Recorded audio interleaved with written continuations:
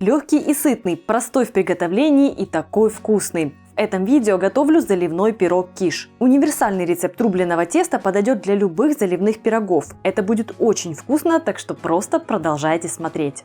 Привет, дорогие друзья, меня зовут Галина Артеменко. В сегодняшнем ролике еще одна тема, которая была затронута по вашим заявкам, по заявкам моих читателей, зрителей, которые я с удовольствием реализовываю. Это будет вкусный, сытный и очень удобный для будней заливной пирог на манер киш-лорен. Это отличная тема для того, чтобы брать с собой на работу или давать ребенку в школу как перекус, если нет возможности полноценно поесть первое, второе, салат, компот, кто что любит, кто к чему привык.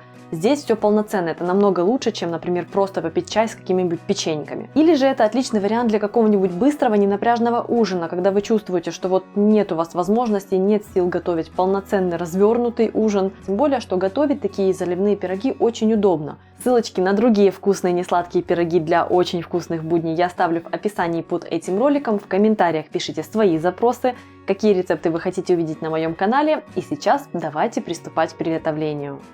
Сперва готовлю рубленое тесто. Для него нужна мука, ледяное сливочное масло, ледяная вода, немного соли и лимонный сок. Рецепт теста универсальный, подойдет для пирога диаметром 18-20 см. Готовить тесто я буду в кухонном комбайне. Это самый скоростной вариант. Если комбайна нет, дальше я расскажу, какие варианты могут быть. Итак, в чашу всыпаю муку, добавляю соль и отправляю ледяное сливочное масло. Это тесто любит холод, так что его следует готовить быстро и не перегревать. Тогда оно получится нежным, слоистым и рассыпчатым. Включаю комбайн и смешиваю все до состояния крошки. Если комбайна нет, можно натереть холодное масло в муку при помощи терки и быстро перетереть массу руками или порубить масло в муке ножом. Я показывала этот метод в видео у себя на канале, чтобы сравнить текстуру готового теста. Если вам интересно, переходите по ссылке в описании. В получившейся масляной крошке я добавляю лимонный сок и вливаю ледяную воду. Включаю комбайн и жду, пока тесто не соберется в шар. Процесс очень шустрый, так что тесто будет готово за пару минут. Обожаю его и за это в том числе.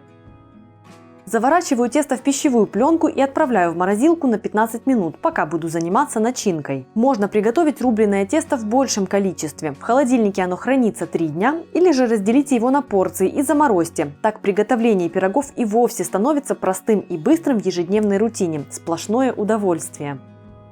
Начинка. Я выбрала сочетание овощей с брынзой. Получится и сытный, и в то же время достаточно легкий овощной вариант со средиземноморским настроением. Заливка тоже штука для киша универсальная. Нежирные сливки и яйца. Кстати, я хочу снять видео с рецептом классического киша лорен, плюс еще подборку с другими начинками. Напишите в комментариях, если вам интересно. Для заливки я смешиваю сливки и яйца, приправив смесь солью и перцем. Часто также добавляется мускатный орех, но в данном случае он тут не очень в тему к общему настроению.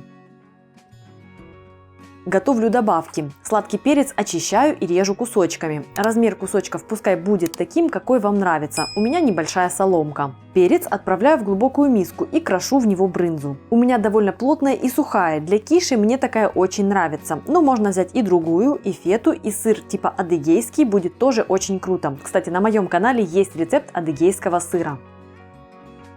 Маслины. У меня греческие ароматнейшие маслины с косточками, так что извлекаю их. Сами маслинки, как видите, мелкие, но сколько в них вкуса. Если у вас обычные маслины, их можно взять поменьше. Раздавливаю свои маслины дном стакана, извлекаю косточки и разделяю каждую маслину надвое. Мелко не режу, пускай будут островками вкуса.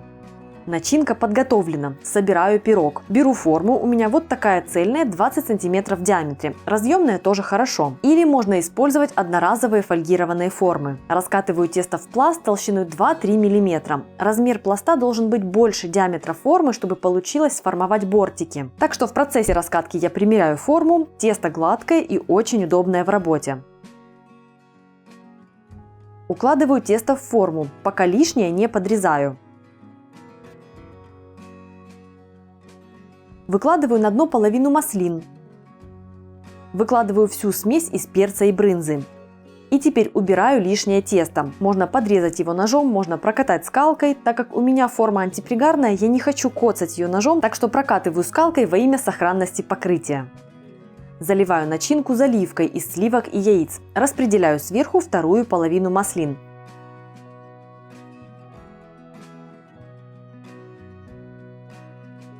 Присыпаю верх киша орегано. Отправляю киш в духовку, разогретую до 210 градусов, и выпекаю около 40 минут или до легкой румяности. Заливка при этом схватится, а тесто немного зарумянится.